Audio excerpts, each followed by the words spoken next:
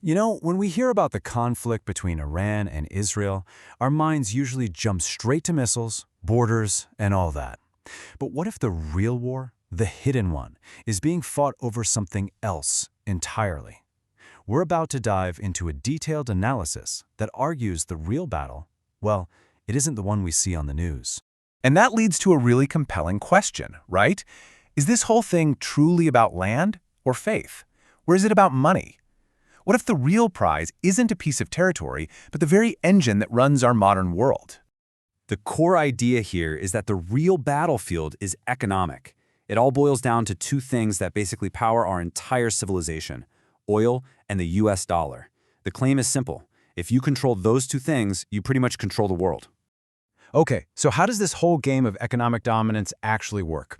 Well, it all starts with a system that's been quietly shaping global politics for decades. This is the heart of the argument, the petrodollar system.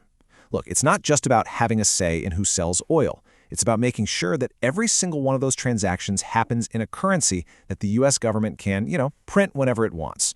According to this analysis, that is the ultimate lever of global power. So this analysis lays out what it calls a four-step playbook that the US has supposedly used over and over.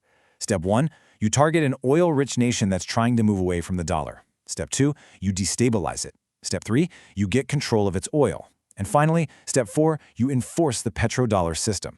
So what this does, according to the source, is create this very black and white world. You either play along with the system, sell your oil for dollars, and become a partner, or you push back and you become a target. There's really no middle ground. So how on earth does a country like Iran even begin to fight back against that kind of power? Well, according to this analysis, they're not trying to match it dollar for dollar. They're using something way smarter: cost-effective warfare. And this is where the numbers get absolutely wild. An Iranian Shahed drone, it costs about $20,000. But the Patriot missile you need to shoot it down? $4 million. That is a 200-to-1 cost disadvantage. It costs 200 times more to defend than it does to attack. And that staggering cost difference, the source says, is what they call the great equalizer. Think about it. You can have the most advanced fighter jets and aircraft carriers in the world, but if you're bleeding money 200 times faster than your opponent, you just can't win a long war. And it's not just about the cost of one shot. It's a full-on production race. The analysis claims the U.S. can maybe pump out 600 to 800 of these interceptors a year. Iran, they can reportedly turn out over 1,000 drones every single month. You do the math. At that rate, it's just a matter of time before the defenders simply run out of missiles. Okay, so beyond the money and the missiles, this whole conflict is also presented as a game of, well, massive double standards. A game where the rules seem to change depending on who's playing. The analysis uses this really vivid saying to make its point. If a fly lands in your cup of tea, what do? The tea's cheap, so you toss the whole cup. But if a fly lands in ghee, that's clarified butter, it's expensive and valuable, you just flick the fly out and keep the ghee.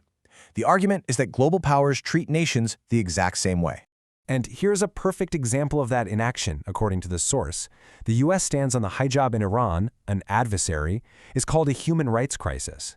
But the same issue in Saudi Arabia, a key oil ally, well, that's just an internal cultural matter. The issue is the same, but the response is all about strategic interest. And it's not just the U.S. The analysis claims you see the same kind of thing with Israel's foreign policy. They'll support India's claim over Pakistan-occupied Kashmir because Pakistan is an adversary. But when it comes to China-occupied Aksai Chin, suddenly it's a disputed area. Why? Because China is a valuable partner. So where does a huge player like India fit into this giant geopolitical chess match? Well, it seems to be caught right in the middle of all these moves. Now get this, the source points to this U.S. statement not as some kind of friendly gesture, but as a moment of what it calls humiliation. The key word here is allow. The argument is that this frames India not as a powerful, independent nation, but as a country that needs permission from another to manage its own trade. And this really gets to the heart of India's economic vulnerability. The source points out that with only a 45-day strategic oil reserve, any little disruption in the Strait of Hormuz, where a huge chunk of the world's oil passes through, could cripple the nation's economy. It could bring everything to a grinding halt. And to really drive the point home, the analysis uses this powerful cultural reference. It claims that, like the tragic hero Devdas, who gives up everything for love, India has sacrificed cheaper oil from Russia and crucial gas from Iran. All, it argues, to please the United States.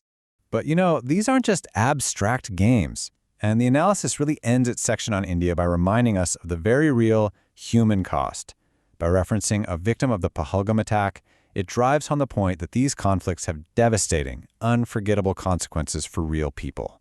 So, what's the bottom line from this whole analysis? It's a pretty cynical view.